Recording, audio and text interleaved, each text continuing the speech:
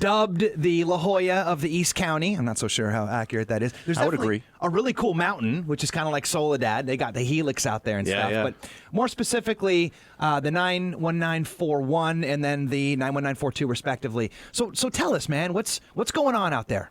It is just a fantastic community. If you haven't even been out there to visit, it's got such a nice small town feel, a great downtown area, very walkable. Right now they're in the process of redoing La Mesa Boulevard in the downtown area, and they have a village down there. So say more about that. What's that going to look like when they're done, that redevelopment? They've completely redoing the entire street. So like the commercial zone down there? Yeah. Kind of make in it front of more all the and... businesses there. The La Mesa Merchants Association down there is really big and put on a lot of events along the street there. They close it off. They have all kinds of things like an antique street fair, farmers market, also a car show that they do on Thursdays. That's actually really smart because, that's a good example of doubling down on your strengths rather than divesting a lot of time and energy and attention on your weaknesses. Because that's one thing I know that a lot of folks who call La Mesa home already love about it, is it's kind of got that little old town, downtown kind of thing where it's walkable and they're doing stuff pretty consistently on the weekends, and there's a good community vibe. Really, I mean, just a great community pride as well, and spirit. So a lot of these events that they have down there, one of the big ones is Oktoberfest. I mean, they've been putting that thing on for about 43 years now.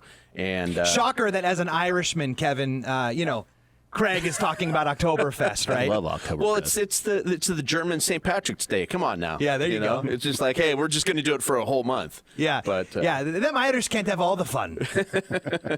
I don't know why I went Irish accent with a German guy talking, but we'll talk about that later. I think I pretty much botched that. It's my dyslexia rolling in. That's right. Just don't ask me to do an Irish accent. Fair enough.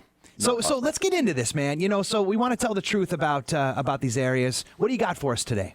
You know what? Just give you a little bit background on La Mesa. It started off as about 700 different citrus farms, and we're getting into this is back in the turn of the century. They incorporated into their own city back in 1912, and just kind of bloomed from there. A lot more residential infill. So the land that's around there is just prime farming land. So you got homes there that have just fruit trees, avocado trees, all kinds of stuff. And this is a big thing right now. I know we were talking earlier off camera about water shortage and all that stuff, but man, if you just had to throw an arbitrary number out there, what percentage of your clients you think you're helping right now get into homes find that stuff very important? And when I mean that stuff more specific, like being able to grow their own food?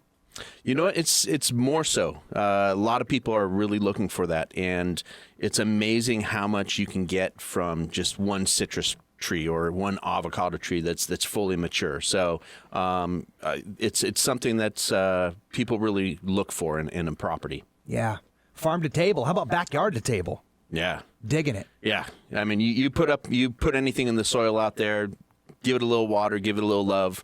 Love's important. And it seems to grow real well. Cool, man. Yeah. Let's keep it rolling. All right.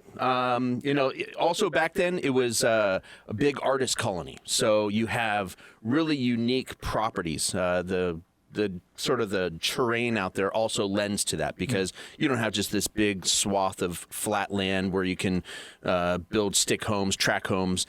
A lot of hills out there, so you're building the architecture of the house around the hill and the utility of that land. Love so a lot of unique architecture, which is what I love about that area.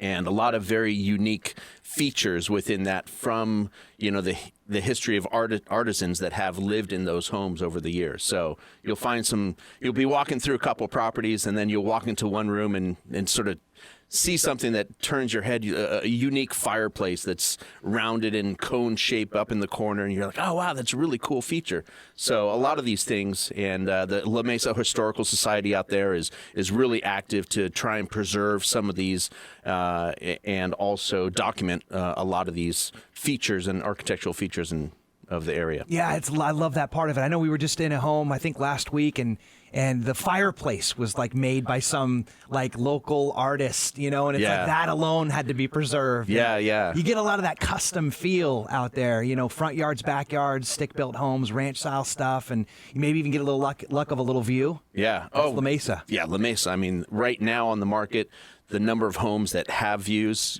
up around Mount Helix, the foothills and everything like that. So it's very easy to carve yourself out a nice little view, whether it's, eastward looking towards the hills and El Capitan overlooking El Cajon, or even westward looking towards the ocean, seeing Coronado Islands and Mexico and everything. It's pretty fantastic.